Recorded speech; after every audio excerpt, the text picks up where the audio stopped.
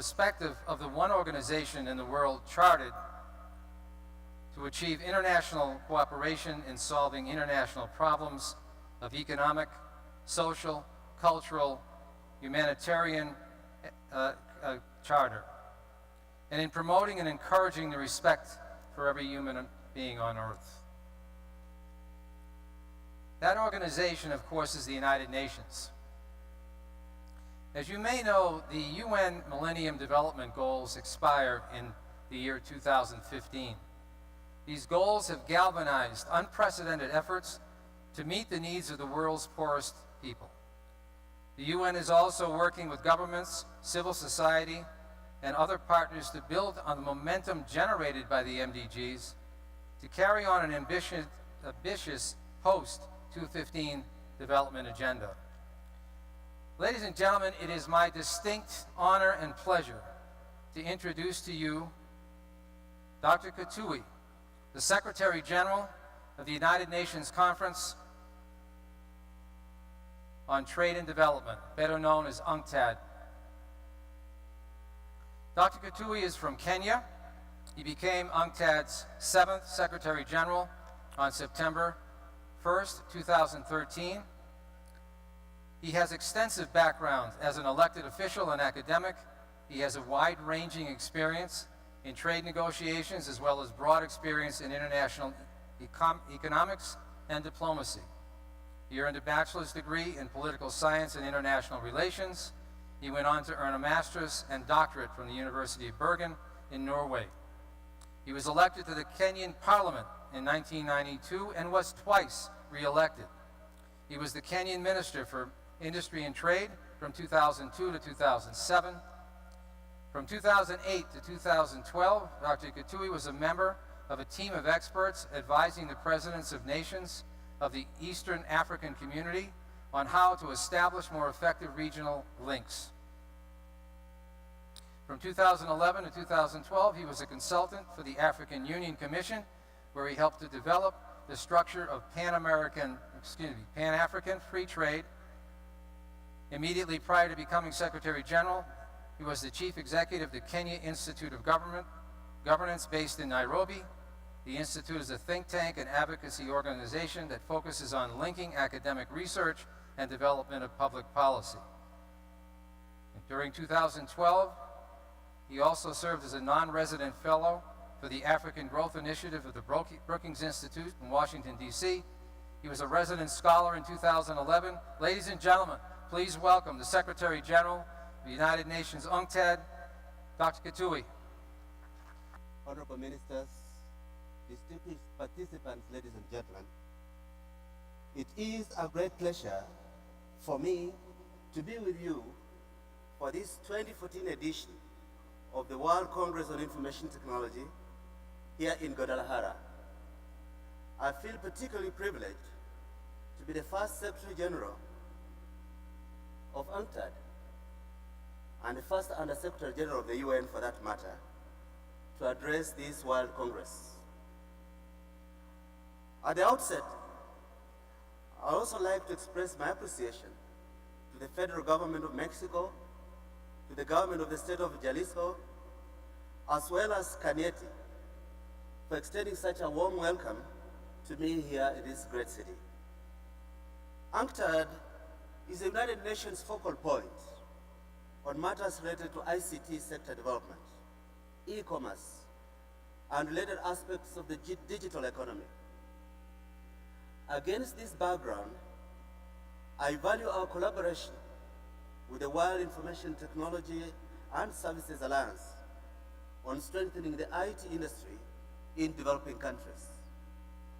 This Congress takes place at a particularly opportune moment. The international community is working towards new development goals that will serve as a framework for our common efforts to fight poverty, achieve sustainable development, and bring prosperity to all. As Secretary General Ban Ki-moon said in his address to the General Assembly last week, the agenda that is emerging is remarkable in its vision as well as its scope. The proposed Sustainable Development Goals that UN member states will soon take up in negotiations identify technology as a key means of implementing all the identified goals. They recognize the crucial role that technology can play in fostering development that is sustainable economically, socially, and environmentally. For technology to play this role to the fullest, it's important that we continue to make progress internationally in building a more development-oriented information society.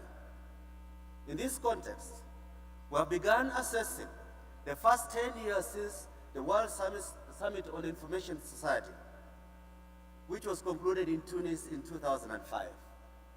The WCIT Plus 10 review of progress in implementing the summit outcomes is currently underway under the guidance of the United Nations Commission on Science and Technology for Development. I'm pleased to recognize the presence today of the Commission Chairperson, the Honorable Minister Omobola Johnson of Nigeria. I would like to encourage those interested to attend a special briefing session that will be held tomorrow afternoon to learn more about this review and to express your views on the first 10 years since WCIT.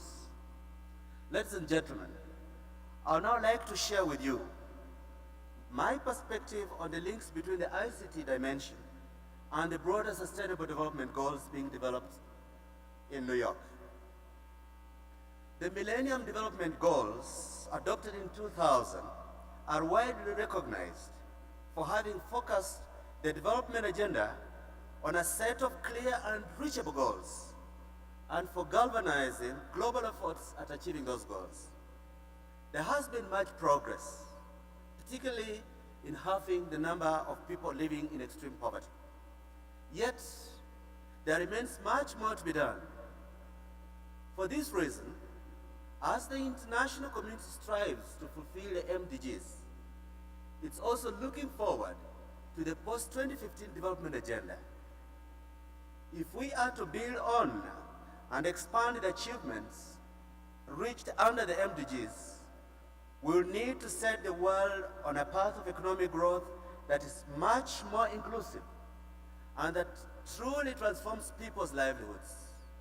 The future development agenda must seek to create conditions that allow more countries to achieve virtuous cycles of productive investment, technological upgrading, rising incomes, poverty reduction, and expanding markets that bring about lasting economic social transformation. In addition, the new SDGs will need to recognize the close interdependence that exists between the social, economic, and environmental dimensions of development, as well as the fundamental role of technology and innovation in achieving these goals. In looking at the role of the ICT sector, rapid evolution means that today the scope is greater than ever before for ICTs to reach people in poorer countries and to contribute in multiple ways to sustainable development. This is thanks to the significant advances in mobile technologies, broadband connectivity, data storage capacity, and such areas as cloud computing and social media. This development potential of ICTs has been emphasized by the Commission on Science and Technology for Development, the UN Group on the Information Society, as well as in the outcome documents from the WCIT Plus 10, the high-level event that took place last June in Geneva. ICTs alone also must figure in the proposals of the Open Working Group on Sustainable Development Goals, which will serve as the basis for negotiations among UN member states. Of the 17 proposed SDGs, 3 refer explicitly to ICT. Goal number 5, which concerns gender equality and empowerment of women and girls, includes as a target to enhance the use of enabling technologies, in particular ICT, to promote women's empowerment. Goal number 9, which relates to resilient infrastructure inclusive and sustainable industrialization and innovation refers to the need to, quote, significantly increase access to ICT and strive to provide universal and affordable access to internet in LDCs by the year 2020, end of quotes.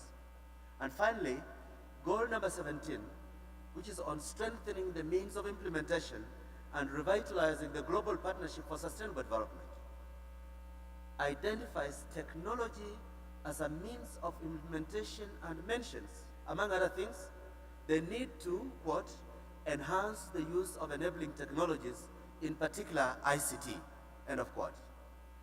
The current draft list of new goals is likely to evolve further, and it remains to be seen how the ICT dimension will be reflected in the final version. If United Nations member states eventually adopt the goals as they currently read, it will be a step in the right direction towards recognizing the potential contribution of ICT to development. There are many examples of how ICT can be leveraged in favor of development. ICT can strengthen governance, mitigate the effects of climate change, reduce the risk of natural disasters, improve energy efficiencies, make remittance flows more affordable and inclusive, boost the productivity of enterprises, bring healthcare to rural areas, and improve education. Equally important in terms of development outcomes is the supply side, the ICT producing sector. After all, it is the enterprises and people in the ICT sector that will have to develop, produce, and install the various applications that are needed for ICTs to bring about desired gains under the post-2015 agenda. A vibrant local ICT sector is essential to support sustainable use of ICTs throughout society. Firms in other sectors, public organizations, and individuals will stand a better chance of using ICTs productively if local firms are available to provide relevant goods and services at affordable prices and in a timely manner. In my own home country, Kenya, the ICT sector has contributed significantly to economic performance. Since the year 2000, the sector has grown an average of 20% per year, outperforming every other sector of the economy. This positive track record is linked to the success of the mobile sector and the spread of innovations such as mobile money and other applications. A sign of this dynamism is IBM's decision last year to establish an innovation hub in Nairobi. Another is the more than 120,000 mobile money agents that now exist in the country because of this technology. When considering the ICT sector, there should be specific attention given to IT services and software. Software, which enables computers, mobile phones, smartphones, and other devices to perform their operations, is having an increasing impact on a variety of goods and services. For example, the public sector is relying on software to deliver e-government, healthcare, education, and other services to its citizens. This makes it increasingly relevant to build a capacity to understand, manipulate, and adopt software. The software sector itself offers opportunities for countries at all levels of development. It's characterized by relatively low capital barriers to entry, is a potential creator of employment, especially for the skilled youth, and it's a source of innovation and export revenue. In most countries that have successfully nurtured their software and IT services capabilities, such as India, Ireland, Israel, the US, and Mexico, government support has been instrumental. This is especially the case through partnerships with the private sector, universities, and software development community. Indeed, government should play the role of a proactive coordinator rather than seeking to impose a top-down vision. An effective dialogue with the private sector often represented by a national IT or software association, is a central concern in this context. Without a professional national industry association as a partner, it is immensely difficult for policymakers to formulate adequate policies to support growth and competitiveness in this rapidly evolving industry. This is where WCIT and its member associations have a strategically important role to play. You can act as a constructive partner by producing relevant data on the sector, by raising awareness of the link between ICT and development, by identifying areas of opportunities, and by highlighting bottlenecks that need to be addressed. I joined UNCTAD with a survey of national software associations a couple of years ago, found that the most frequently mentioned barriers to the growth and development of software and IT services include the lack of venture capital, shortages of qualified human resources, and too little government procurement. Such information helps policymakers decide what kind of actions to take to promote the sector. Ladies and gentlemen, UNCTAD will continue to address the challenge of building a more inclusive, stable, and sustainable world with the same integrated approach that has been the hallmark of our work for the past 5 decades. Technology, and particularly ICT, will remain a key component of our efforts. Leveraging technology requires effective collaboration between relevant stakeholders. Thus, it's most encouraging to see so many leading representatives from government, the private sector, associations, academia, and civil society attending this event here in Guadalajara. In this context, I wish to reiterate what I said at a meeting with the WCIT Board of Directors yesterday.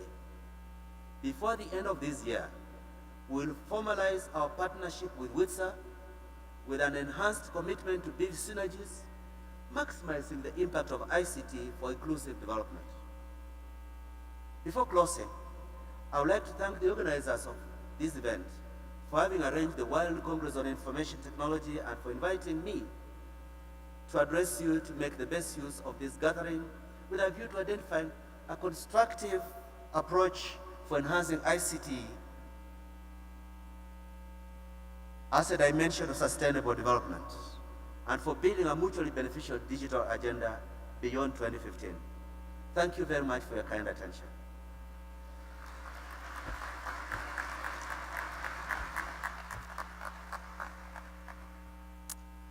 Dr. Kituyi, could you hang on one moment? I'd like a special gift for you from Mexico. Okay. Okay, and thank you so much again. Appreciate it.